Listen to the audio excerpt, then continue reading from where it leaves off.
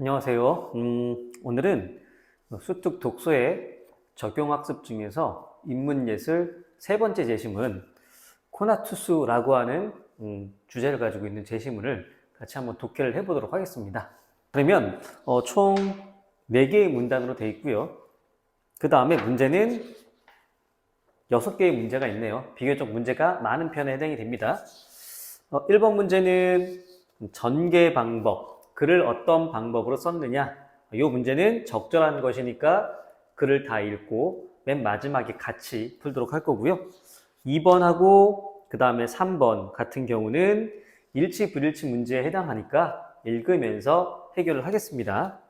그리고 4번 문제는 특정 부분에 관련된 문제이기 때문에 특정 부분이 나왔을 때 그 부분을 가지고 문제를 해결할 수 있는지 같이 한번 해볼 거고요.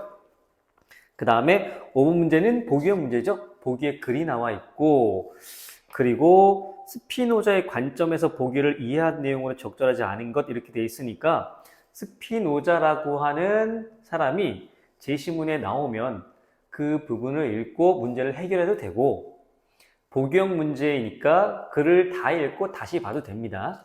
그리고 6번 문제는 어휘 문제죠. 읽으면서 하나하나 지어나가면서 답을 찾도록 하겠습니다. 그러면 같이 이제 제시문 한번 봐볼게요. 자, 첫 번째 답부터 보겠습니다. 코나투스는 사물이 자기 존재를 보존하려는 경향을 말한다. 코나투스는 사물이 자기 존재를 보존하려는 경향을 얘기한다. 라고 하는 게 중심 문장입니다. 그 다음 문장. 서구 철학에서는 코나투스는 수천 년에 걸쳐 여러 철학자에 의해 정의되었고, 그러면서 이제 어떻게 했어요?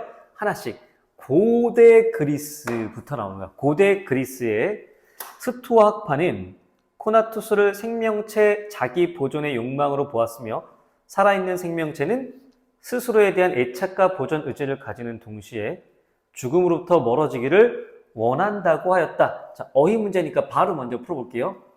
생명체는 멀어지기를 원한다고 하였다. 6번의 1번 선택지. 갈망한다고, 갈망한다. 그죠? 무엇인가 강하게 원한다 이런 뜻이겠지? 그러니까 원한다, 갈망한다는 바꿔 쓸 수 있습니다. 같은 의미라고 보도 되니까 첫 번째 6번의 1번은 답에서 제외를 시킨다 라고 보시면 돼요.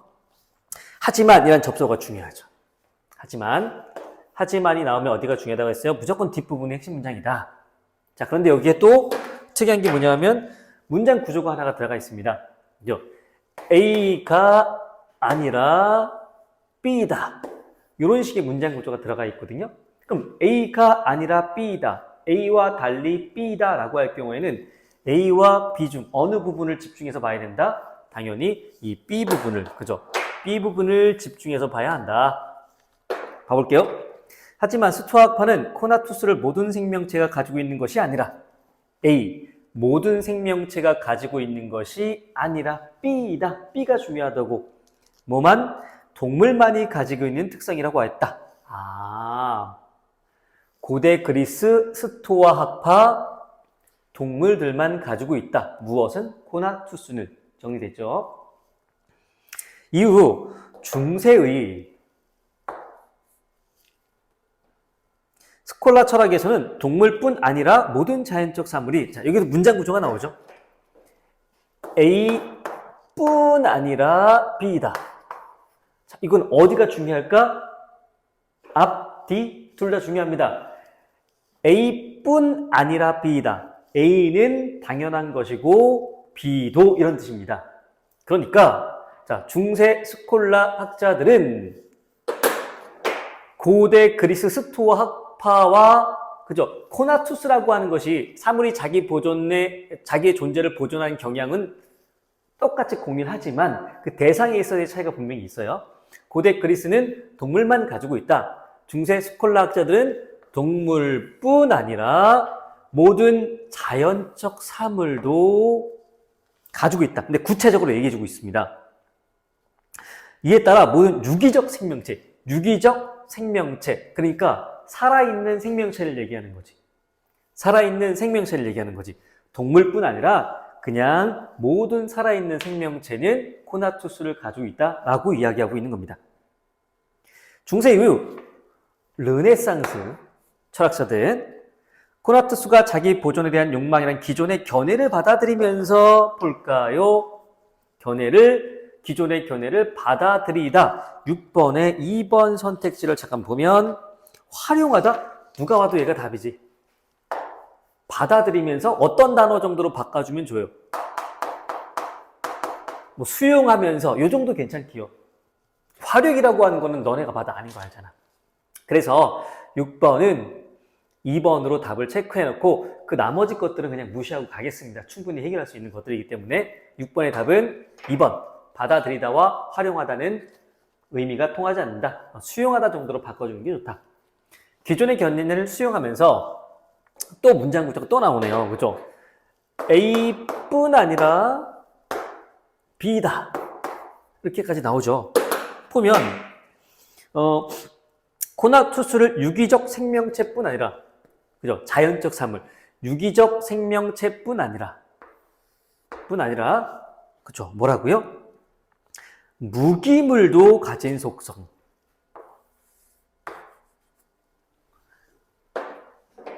조금씩 발전되는 것 같지?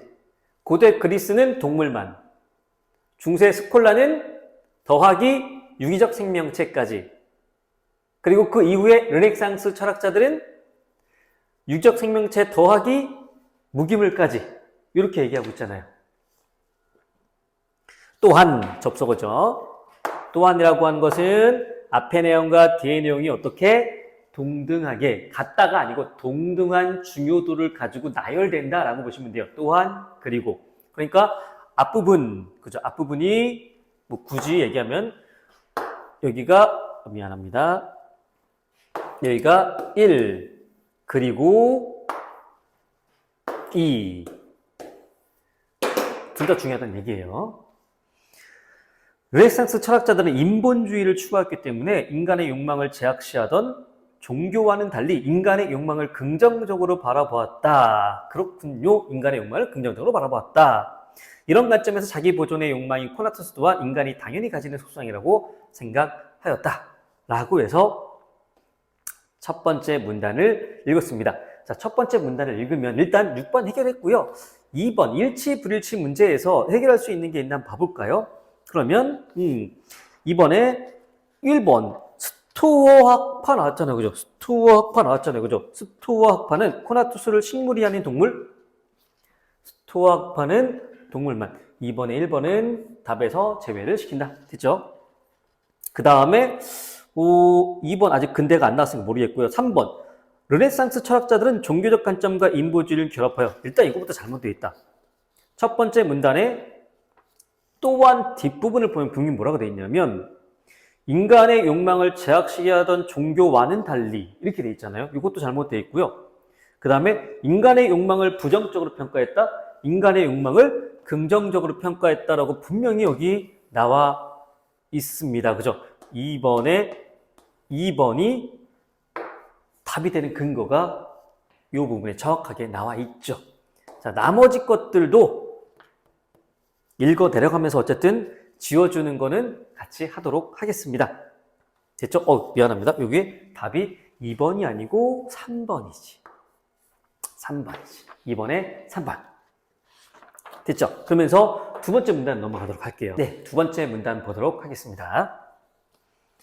자기 보존의 욕망이라는 코나투스의 의미는 근대의 철학자들, 드디어 이제 근대의 철학자들로 넘어갑니다. 기존의 관점에만 머무는 것이 아니라, 그지? A가 아니라, 이렇게 해석하기보다는, 그죠? 이렇게 기존의 관점에만 머무른 것이 아니라 자연을 이해하는 데에도 적극적으로 활용되었다. 여기서는 이 문장 구조에 가깝다 보시면 돼요. 기존의 관점뿐 아니라, 그쵸? 새로운 관점까지. 기존의 관점도 인정하고, 그리고 새로운 관점에 대해서도 발전시켜 나가겠다. 이렇게 보시는 게 좋습니다. 자연으로. 무기물도 코나투스를 가지고 있다는 르네상스의 시대의 인식을 이어받아 이를 물체 운동에 적용하고자 한 것이다. 르네상스에서 이야기했죠? 어디에? 물체의 운동이라고 하는 중요한 포인트가 나오죠? 자, 대표적인 또 근대 철학자 데카르트가 등장을 합니다. 데카르트는 어떤 물체가 현재의 상태를 유지하고자 하는 속성을 코나투스에 의한 것이라고 보았다. 그래서 자, 접속어 예를 들어니까 뭐가 된 이 앞부분이 핵심 문장이 되는 것이고요. 뒷부분은 그 부분에 대한 사례를 들어주고 있는 것이다라고 보시면 됩니다. 다른 외부적 힘이 간섭이 않을 때 날아가는 공이 관성에 따라 동일한 방향으로 계속 운동을 지속하는 것은 방향과 운동량을 보존하기 위한 일종의 자기 보존의 욕망에 해당되는 것이다. 근데 관성, 앞으로 나가다가 멈추지 않고 앞으로 계속 나가려고 하는 것. 쉬운 부분입니다. 데카르트는 근대 이전 학자들과는 달리 코나투스에 담긴 생물학적 함축적 의미를 제외하고 어떤 물체의 상태를 기술하는 중립적 표현으로만 코나투스를 사용하였다. 특징적인 게 있네요. 데카르트는 중립적인 표현으로서 어떤 물체의 상태를 기술하는 중립적인 표현으로만 코나투스를 사용했다라고 합니다. 됐죠? 그 다음에 이제 누가 나오냐? 홉스가 나옵니다. 홉스는 자연의 이해를 위한 방법으로 코나투스를 사용했다. 데카르트나 홉스나. 홉스는 코나투스를 인간이 알기 어려운 단위에서 벌어지는 물체 운동이라고 말하였고 우리가 관찰하는 모든 운동은 코나투스의 집합이라고 하였다. 인간이 알기 어려운 단위 물체 운동을 코나투스라고 했고 그 다음에 인간의 모든 운동을 그죠? 코나투스라고 하면 됩니다. 홉스는 걷기나 말하기 같은 인간의 움직임도 코나투스에 의한 것을 보았는데 이러한 관점에 따르면 심장을 통해 혈액에 순환된 인체의 자기 보존을 위한 생명 운동 역시 코나투스에 의한 것이라고 볼 수 있다. 즉, 보이죠? 즉, 항상 강조. 즉은 앞의 내용과 뒤의 내용이 뭐라고요? 같은 거다. 그죠? 요 내용과 이 뒤의 내용은 같은 내용이다. 같은 내용이다. 같은 내용이다. 즉, 홉스에 따르면 코나투스는 어떠한 방향으로 향하기 위한 노력이며 인간의 자기 보존 욕망도 생존이라는 방향성을 갖는 노력이라고 할 수 있다. 방향성. 이렇게 볼 수 있겠습니다. 자, 그러면서 이제 우리는 2번의 나머지와 그 다음에 3번 근대의 철학자들에 관련된 그런 제시문이 나왔으니까 이 문제도 해결할 수 있는 걸 한번 해결해 볼게요. 이미 이번의 답은 3번이라고 이미 나와 있긴 하지만 이 두 번째 단락을 통해서 지울 수 있는 게 또 있나 볼까요? 2번의 2번 선택지와 2번의 4번 선택지도 여기서 적절한 내용을 찾아서 지울 수 있다라고 보시면 됩니다. 자, 그 다음에 3번 문제 한번 같이 볼게요. 3번 문제를 보면서 그러면 우리가 해결할 수 있는 게 있을까? 어이구, 엄청 많은데요? 1번. 데카르트는 물체의 관성에 의해 운동이 지속하는 원인을 코나투스 때문이라고 보았다. 데카르트는 어떤 물체가 현재의 속성을 유지하고자 하는 속성. 당연히 답에서 제외시키고. 2번. 홉스는 매우 작은 단위에서 벌어지는 물체 운동이 인간의 행동을 인다고 보았다. 인간이 알기 어려운 단위의 물체 운동. 오케이, 나와 있죠. 홉스는 코나투스에 담긴 생물학적 함축적 의미를 제외하고 물체의 상태를 기술하는 중립적인 표현으로만 뭔가 이상하죠? 이 부분 보세요. 어떤 물체의 상태를 기술하는 중립적인 표현은 누가 했어요? 데카르트가 했습니다. 홉스가 아닙니다. 그렇기 때문에 3번의 답은 3번이 적절하지 않은 것 이렇게 해결할 수가 있겠죠. 간단하네요. 비교적. 자, 이러면서 그럼 우리는 또 세 번째 문단을 한번 넘어가서 가로친 A 특정 부분에 관련된 문제를 풀어보도록 하겠습니다. 네, 세 번째 문단 볼게요. 세 번째 문단이 어떤 문단이냐면 요거 A가 있는 문단이죠. 몇 번 문제? 4번 문제를 해결하기 위한 그죠? 저기 4번이 있으니까 뭐 따로 쓰진 않겠습니다. 4번 문제를 해결하기 위한 단락이라고 보시면 돼요. 코나투스에 대해 가장 적극적인 태도를 보이는 근대 철학자 스피노자라고 하는 사람의 관점을 중심으로 A를 푸는 건데 지금 A에 대한 설명으로 적절한 것이죠. 이거 같은 경우는 뭘 찾는 거냐면 그럼 스피노자가 가장 중심적으로 말하고자 하는 것이 뭐냐? 중심 내용, 좀 더 쉽게 얘기하면 글의 주제? 스피노자가 주장하는 것의 가장 핵심적인 것, 그러니까 이 단락의 가장 중요한 내용이 무엇이냐 하나를 찾으면 된다는 얘기예요. 봐볼게요, 그러면. 스피노자 역시 다른 학자들과 마찬가지로 똑같습니다. 자기 보존을 위한 욕망이라는 관점에서 코나투스를 바라보았다. 됐죠? 스피노자에 따르면 실존하는 것은 신 또는 양태이다. 신 또는 양태. 스피노자가 말하는 신은 종교에서 말하는 인격적이거나 정신적인 존재가 아니라 우리가 살고 있는 자연 그 자체이며 무한한 속성을 가진 유일한 실체이다. 신은 우리가 살고 있는 자연 그 자체이며 무한한 속성을 가진 유일한 실체이다라고 정의를 해줬고요. 스피노자가. 실체 여러 속성이 유사한 형태로 나타난 모습이 양태이며 인간이나 기타 모든 사물은 양태로서 존재한다. 양태. 실체 여러 속성이 유한한 형태로 나타난 모습이며 주로 대표적인 사례로 그지 우리 인간 또는 사물들, 요게 양태라고 보시면 됩니다. 스피노자는 코나투스를 모든 양태가 자신을 보존하려는 성향이라고 보았다. 코나투스는 모든 양태, 인간이나 사물들이 무엇을 자신을 보존하려는 것, 요거를 코나투스로 정의했습니다. 코나투스는 사물의 본질 그 자체이기 때문에 의도적이거나 지향적 성격을 갖지 않는다. 코나투스는 의도적이지도 않고 지향적이지도 않다. 라고 하는 게 기본적 특성입니다. 코나투스가 없다면 양태는 그 본질을 잃어버리는 것과 같으므로 자신의 존재를 보존할 수 없다는 것이다. 스피노자는 유기체뿐 아니라 모든 무기물도 양태에 해당하므로 자신의 본질을 유지하려는 성향이 보인다고 했지만 특이한 게 있어요. 잘 보셔야 될 게 있습니다. 그죠? 인간은 코나투스는 다른 사물들의 코나투스와는 다르게 아주 중요한 특징을 가지고 있습니다. 인간의 코나투스는 뭐라고요? 그지? 의도적이며 지향적 성격을 가지고 있다라고 이야기해주고 있습니다. 중요한 부분. 스피노자는 인간의 코나투스를 나누어 설명하였는데 자신의 존재를 유지하는 노력이 정신적인 측면에서만 표현되는 코나투스를 의지라고 하였고, 의지, 정신적인 측면. 그 다음에 정신과 신체에서 동시에 표현되는 코나투스를 욕구라고 했다.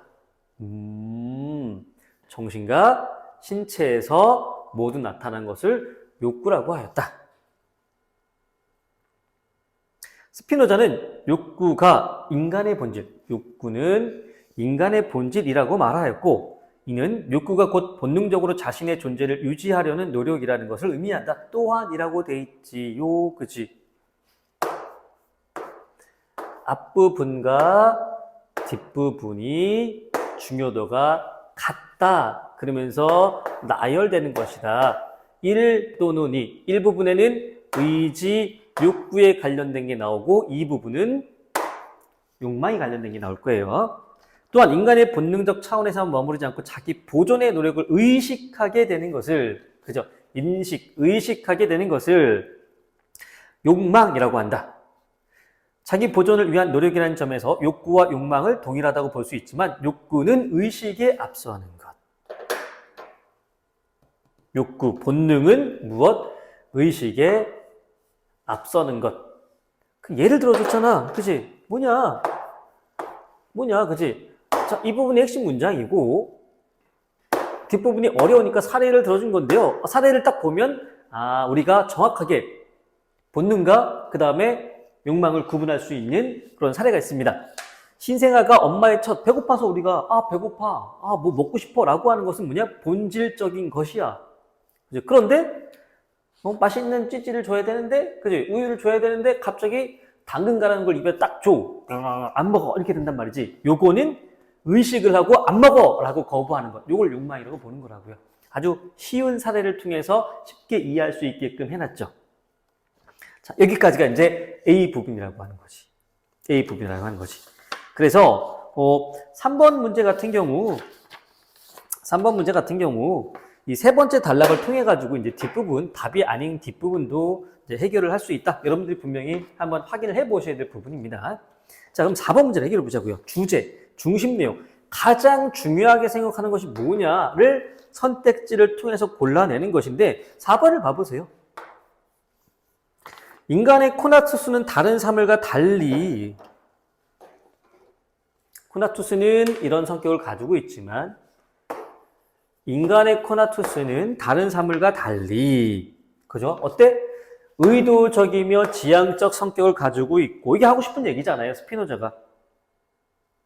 그리고 욕구에 머물러 있지 않고 욕망의 모습으로 나타난다. 그렇죠. 그렇지. 의도적이고 지향적이니까 무엇인가를 의식하고 그거를 거부하거나 하려고 하는 행동들이 나타나겠죠.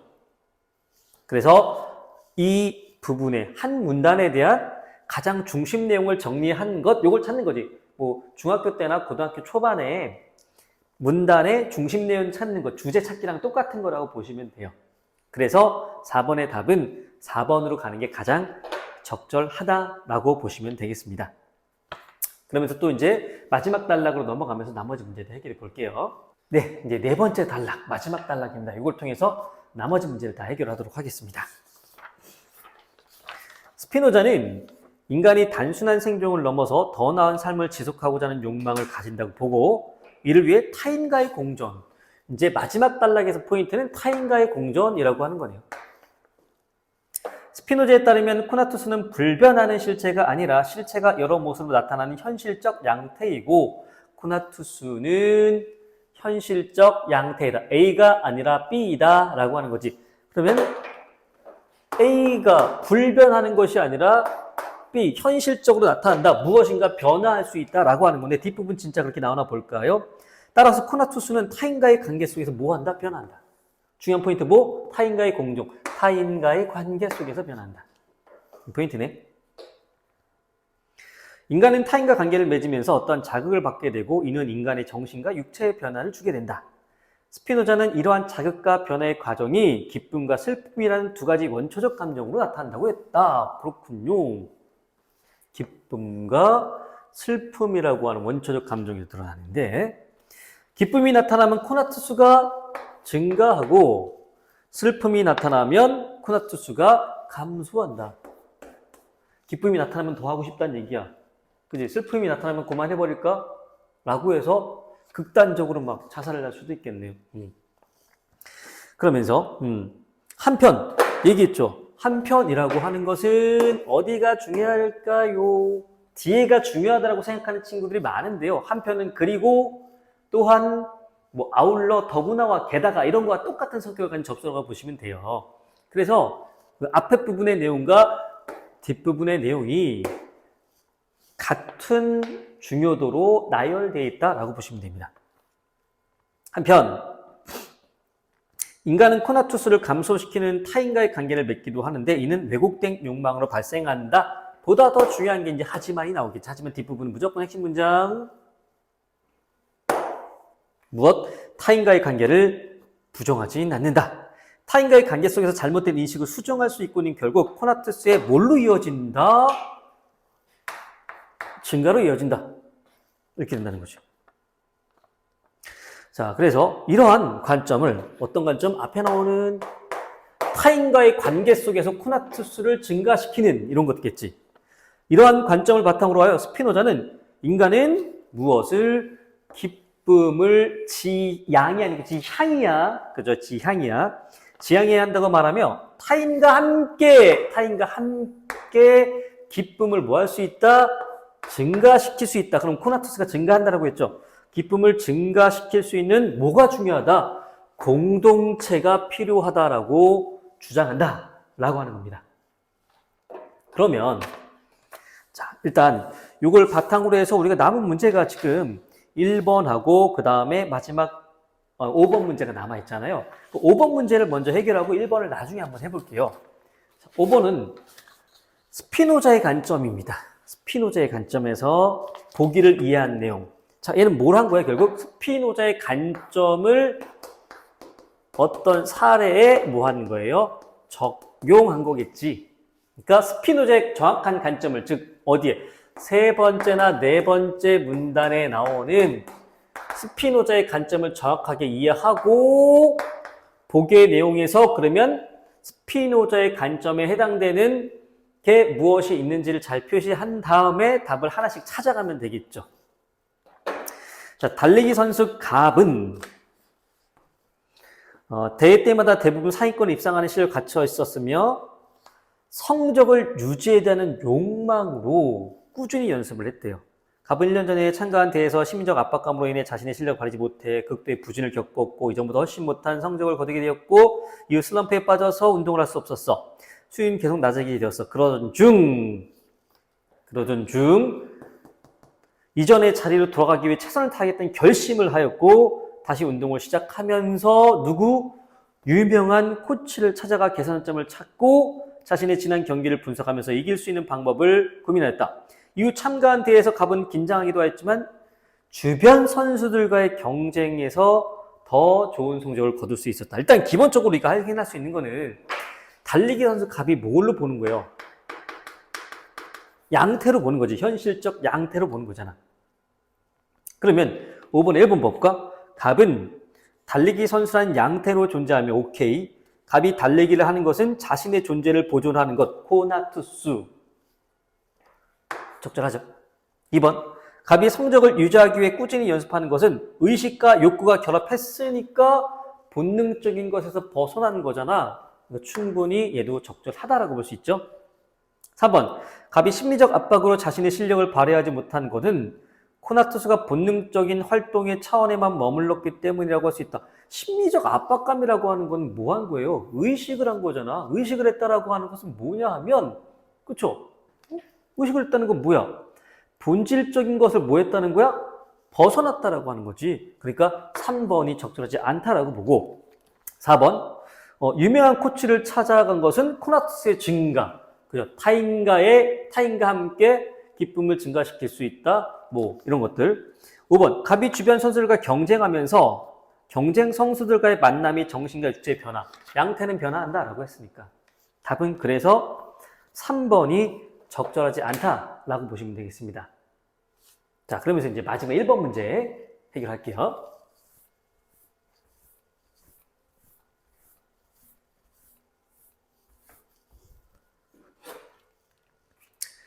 네, 1번 문제 한번 보도록 하겠습니다. 전개 방식, 설명 방법 똑같다고 보시면 돼요. 자, 적절한 것이니까 하나만 찾는 건데 이 전개 방식, 설명 방법을 볼 때 어떤 방법을 선택지에서 제시하고 있는지 이거를 먼저 알고 있어야겠지, 이 개념어들을. 통시적이란 말이 나면 뭐야? 그래요.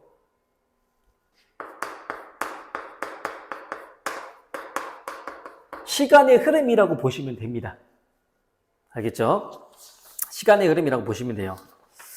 자, 그러면서 뭐 통시적 관점에서 중심 화제에 대한 여러 학자의 견해. 2번 상반된 견해의 대조는 뭔지 아니까. 3번에 용어의 어원, 그 단어에 어떻게 그 단어가 생겨났는지 분류 알 거고 구체적 사례 알 거고 기본적인 건 다 알 것 같습니다. 통시적이라고 하는 게 시간의 흐름이야. 그러면 답을 찾아보면 너무 쉽지 않아요? 첫 번째 문단부터 뭐냐 하면 고대, 그죠? 중세, 그 다음에 근대, 이렇게 시대적 흐름에 따라서 스콜라 철학자, 뭐 르네상스 철학자들, 스토아 학파, 그 다음에 뭐 데카르트, 홉스 등등등. 자, 이렇게 여러 학자의 견해들을 제시하고 있기 때문에 1번의 답은 몇 번으로 가면 된다? 1번으로 가면 된다. 이렇게 해결을 할 수가 있겠죠. 자, 그래서 오늘은 적용학습 인문예술 세 번째 제심은 코나투스에 관련된 내용과 그 다음에 문제들을 해결해 보았습니다. 오늘도 고생하셨고요. 다음 시간에 다시 만나도록 하겠습니다. 감사합니다.